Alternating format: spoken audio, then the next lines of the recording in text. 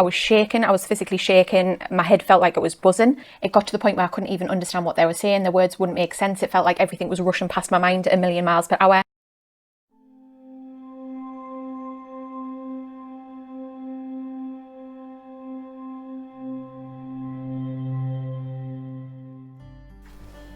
Hello everyone, so I'm not going to make too much of an introduction to my video today. I just kind of want to get straight into what the video is about.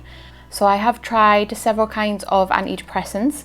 The first time I ever did was I went to see my GP about social anxiety. At this point I wasn't actually experiencing anything close to depression, I was just socially anxious as a result of my IBS, and I was very specific about what the problem was to the GP. I said basically because of my IBS it's making me feel self-conscious and I've lost my self-confidence and I'm feeling really awkward in social situations because of it. I had initially went in hoping for some help with my IBS, however I was offered medication to help with the anxiety rather than the underlying problem itself. And the first kind of antidepressant that I was offered, which is I think the kind of first step for most GPs, especially in the UK, was Fluoxetine, which is more commonly known as Prozac. And I must say I was quite reluctant to take it when I first was offered it. I did pick up the prescription, but I think the tablets sat around in my house for a couple of weeks before I had the courage. I did have to do a kind of internet vetting system first. I did go on YouTube looking for videos talking about antidepressants before I would dare take them, because I wanted to hear about other people's experiences. Like many people, I was kind of scared that taking antidepressants was going to change my brain. So when I eventually actually took my first Fluoxetine, my first Prozac, I was kind of expecting an immediate effect. I thought that as soon as I was going to take it that I was going to feel it immediately, like taking street drugs. I was going to feel really out of it, or I was going to start hallucinating or something crazy like that. But the first time I ever took it, to be honest, I can't remember what dosage I was on, but it was probably the smallest dosage that they give you originally. And the first time I took it, I didn't really feel anything. And for the first 24 hours afterwards, first 48 hours afterwards, I didn't really feel anything. So that kind of gave me the peace of mind that I wasn't going to have a horrendous dramatic reaction to it. So it took about 3 days or so before I actually started to feel any different because of the medication. And basically I just started to feel a little bit as if I hadn't had a good night's sleep. I started to feel a little bit out of it, or as if I hadn't slept in maybe a couple of days. I started to feel really drowsy and really out of it. And then it wasn't till maybe the 4th or 5th day of taking them that I was sat downstairs watching a film, and it was a bit of a sad film. This particular scene that was particularly tragic ended up resulting in me having my first ever panic attack. I'd never had a panic attack before then, and I didn't know what was going on. I knew that my brain was freaking out and that I felt like I couldn't control it. So I ended up going up to bed and kind of lying in bed and put my quilt over my head and just riding out the panic attack, because as I say, I didn't really know what was going on. And I didn't even attribute it to the medication at the time either. I just thought I was having a really horrible reaction to this film. And it wasn't until the next day when I was supposed to go to a family event, and I started to feel like I couldn't go, and it was a really, really important thing that I absolutely needed to go to. But because of how out of it and kind of I still felt really tired and really spaced out and just generally weird, and I started to actually say, you know what, I'm not going to this family event. And looking back now, that was just not an option. It was something really, really important.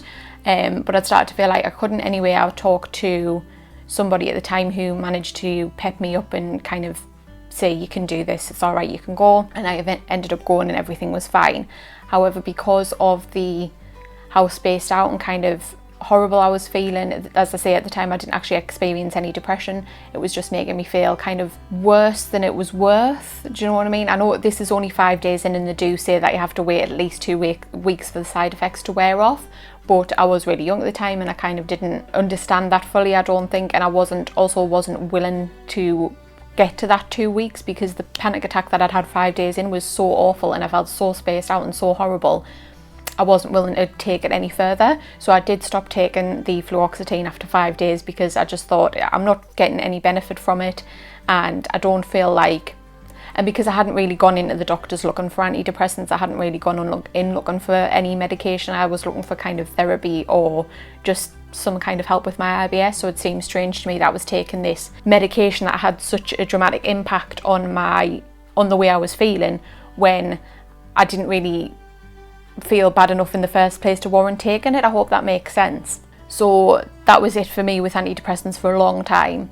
I must specify as well, by antidepressants I am talking about selective serotonin reuptake inhibitors, SSRIs, because they are generally the first step that the GP is going to take. There are other kinds of antidepressants, but I think nowadays, especially if you only have mild symptoms or if it's your first try of taking antidepressants, the GP will initially go with SSRIs because they are the ones with the least side effects or the least impact, and are the ones that are easiest to come off as well when you stop taking them. They have the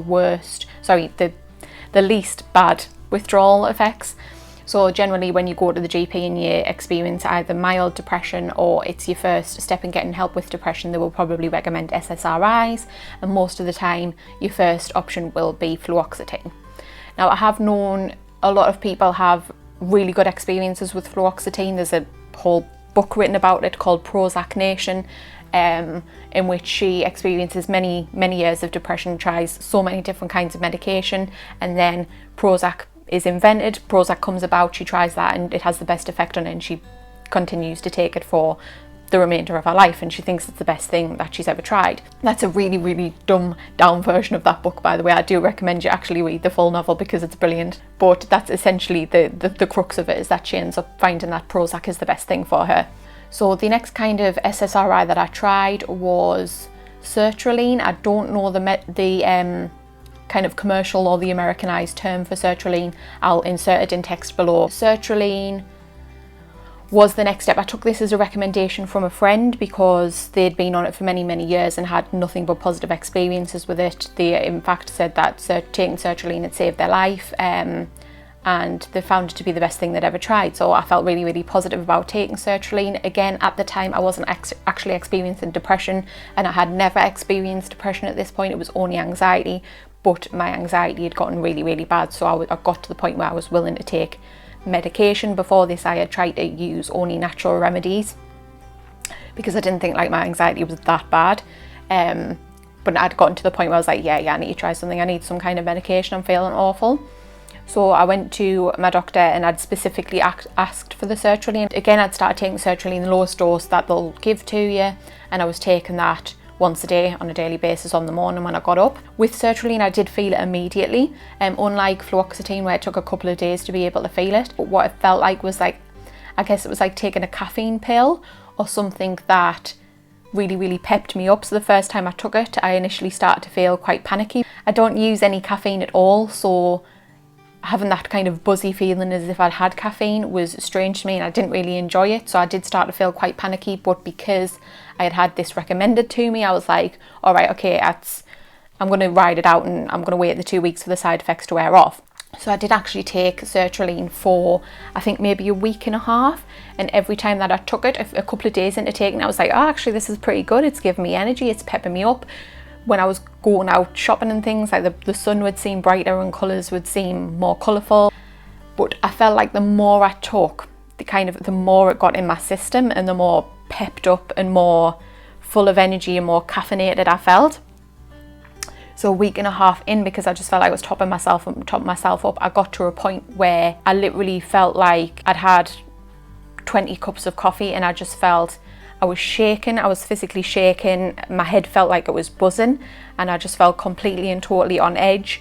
And I was kind of looking around. I couldn't sit still. I couldn't just sit still and kind of enjoy things that I was doing. I had to be moving. I felt like I was like this all the time, and I just felt really pepped up and just really edgy. Way more anxious and way more edgy than I had felt before ever taking medication. And again, I started to have that kind of thought process that I had with fluoxetine, where I was like, okay, my anxiety was pretty bad, but this is much worse.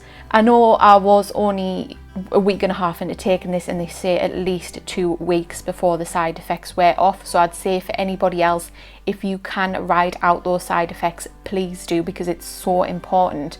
Unfortunately for me, I couldn't hack it, and I couldn't get past feeling on edge. The moment for me where it kind of hit is that I couldn't take this medication anymore was when I was sat trying to watch some Dan and Phil videos. Usually when I was kind of my anxiety, how it was before I went to the doctors, I could usually calm myself down by watching something kind of happy and positive on TV, and Dan and Phil videos were like my go-to at the time. So I kind of sat down, I was like, I'm feeling really edgy, I'm feeling really shaky, so I'm going to watch some Dan and Phil. And I sat down and I just could not focus. It got to the point where I couldn't even understand what they were saying. The words wouldn't make sense. It felt like everything was rushing past my mind at a million miles per hour. Other people who've taken sertraline and who've had good experiences, they're going to think I'm totally blown this out of proportion and that it's nothing like this. And trust me, for so many people, it is nothing like this. And they'll take sertraline and it'll help them and they'll feel great, or they'll take it and have bad side effects but be able to ride it out and just think, well, this is what I've got to deal with to get to the good part of the medication, and it's fine. And so many people that take sertraline will have a positive experience and kind of be able to ride out those side effects. Again, I didn't feel like I could. And that bad experience kind of turned me into a completely antidepressant person. And if anybody would ask me about antidepressants, I'd be like, no, I've tried them, they're horrible. No, stay away from them. They have horrible side effects. They're the worst thing ever. You need to go for natural treatments only. Here's all the herbs and the supplements and the whatever else that I recommend for depression and anxiety. I should just say anxiety, to be honest, because as I say, I wasn't actually suffering from depression at this time. And that lasted for a few years until I did actually start to experience depression. And again, I was like, no, I'm not going down the antidepressant route because I know that taking medication still makes us feel worse. It doesn't matter how rubbish I feel, how down I feel right now, I know that medication makes me feel worse, so I'm just not even going to go there. So I tried again. I went back to psychotherapy, I had CBT, supplements, meditation, things like that, and I was getting by really, really well. And I would say that at that level I was with my depression then, that natural treatments, I feel bad using the word natural because there's nothing unnatural about antidepressants. Is just kind of the way I want a word, holistic or alternative therapies. And ultimately I kind of carried on using alternative treatments for a long time and they worked for me, and I do still recommend them as the first step before you go and get medication, because as I say, the side effects can be really bad. So if you don't feel like medication's worth it, then I wouldn't go down that route immediately unless you really feel it. If you feel in your heart that medication from the GP is the right option for you, then it probably is.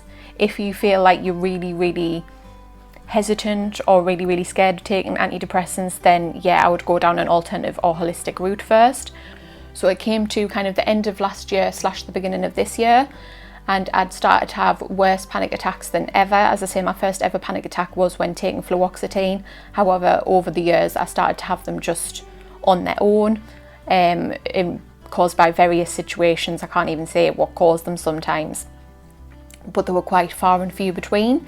However, it got to the point at the end of last year and I was having panic attacks quite frequently and feeling more anxious than ever. My depression had got a lot worse and I'd started to feel kind of, I don't even know, kind of almost anhedonic, and I just wasn't enjoying the way I was feeling, and I knew that I wasn't myself, even slightly. Gotta get on about people crying in videos and doing it myself now. Yeah, so I just wasn't feeling like myself at all. So I won't go into really massive detail about what I was going through, but it just, all I'll say is that I got to the point where I was like, yeah, I've run out of options. The alternative therapies aren't working the way they used to. I need something more. I wouldn't say that I chucked alternative therapies out the window. Obviously I didn't. I've made videos about them, but I knew I needed something to go alongside them, or I needed something to boost, or I needed something to change. And that was the moment I was like, right, yeah. I was like, yeah, I need to try SSRIs again. So I went back to the GP, and I had recently just before this, been offered Citalopram, a SSRI called Citalopram to treat my IBS, solely to treat my IBS, because there's evidence between serotonin levels and symptoms of IBS. When I did start to feel really bad with my depression, I was like, okay, I'll go back and I'll ask for this Citalopram again. So that's what I did, and I'd also done a little bit of research comparing the kind of types of SSRIs and their specific uses. And one article that came up on the NHS website was that citalopram is used often for the treatment of panic attacks as well as anxiety and depression. And I was like, well, that's great, because that's what I'm having. That's my main issue, is panic attacks. So he gave me the prescription for 10 milligrams of citalopram with the ability to move it up to 20 milligrams whenever I felt like it. One thing I will say as well is, because of my bad experience with Fluoxetine and Sertraline and having kind of increased anxiety and increased panic on those medications, I did also ask for an accompanying medication. I asked for a small dose of diazepam, which was something that I had taken in the past for flight anxiety. So I went away, citalopram in hand, feeling pretty positive, pretty happy, but also a little bit hesitant again because of bad experiences that I had in the past. And so the first time I took the 10 milligrams, it was on the afternoon. I come back from the doctor's. And so the first time I took it, I didn't feel anything. It probably took about 2 or 3 days into it. And my biggest side effect was that I yawned a lot. That was it. And still to this day, the side effect I ever got from taking citalopram was that it made me yawn quite a bit, which made my jaw ache. I got quite an achy jaw from yawning too much, and it made me a little bit sleepy. And that's pretty much it. So I changed from taking it in the afternoon to taking it on the night before I went to bed, and I felt like it kind of helped me sleep. And then when I woke up the next day, it was still in my system, so I still felt the kind of benefits. And for the few months that I was taking citalopram, I must say that I didn't have a single panic attack. I didn't have a single side effect, and my anxiety was pretty much, I wouldn't say non-existent, like it was still there, like I still had anxious thoughts, but my body didn't react to the anxious thoughts the way it usually did. I didn't have the kind of dizziness and the heart racing and feeling like I was up a height the way I usually would from my anxiety.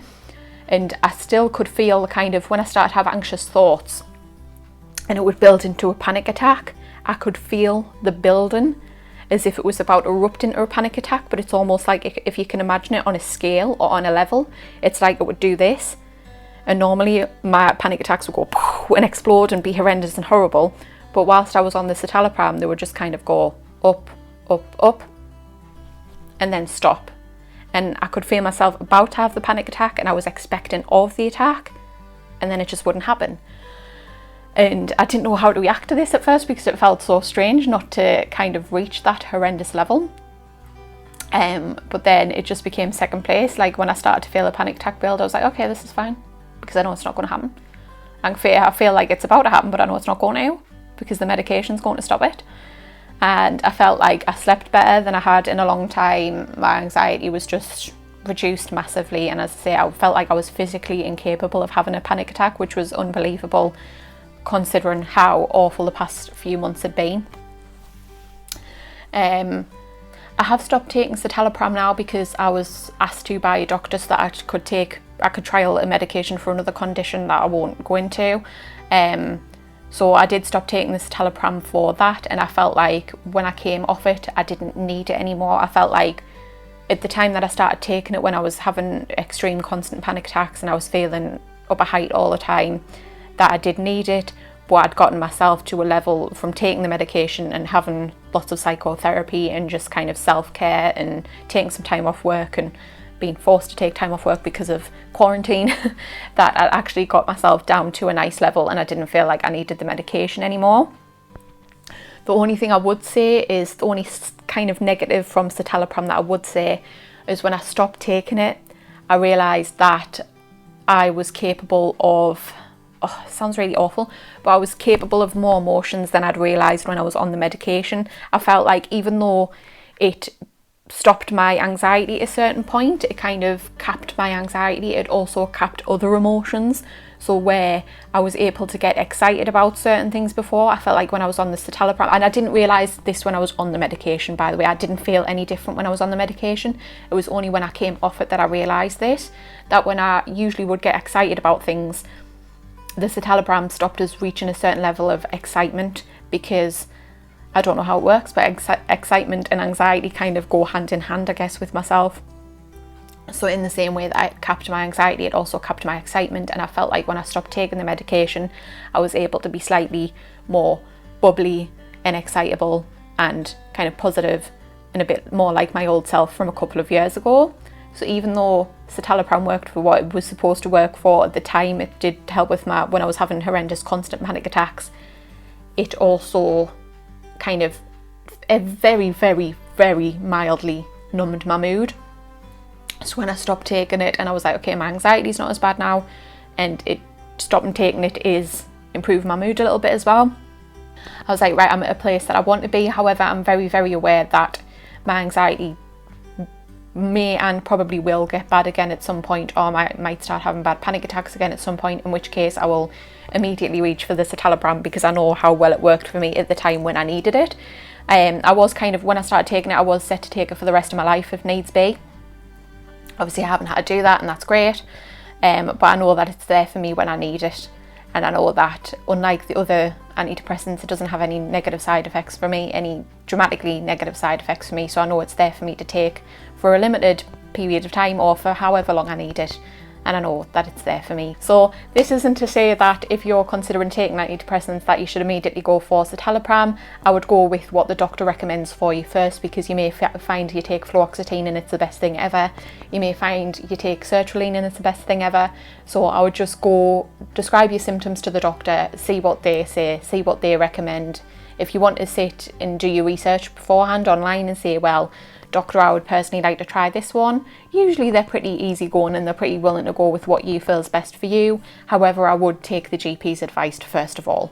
So I hope this video was in any way informative or helpful, and that you got something out of it. Again, if you can please watch my other videos, like, subscribe. I generally do videos about mental health and things like that. So if you enjoyed this content, hopefully you'll enjoy the content of my other videos. So yeah, if you have tried antidepressants yourself in the past and you want me to know a bit about the experience, just comment underneath and let me know, and let the other viewers know as well. And my battery is about to run out on my phone, so thank you so much for watching, and I love you, and bye.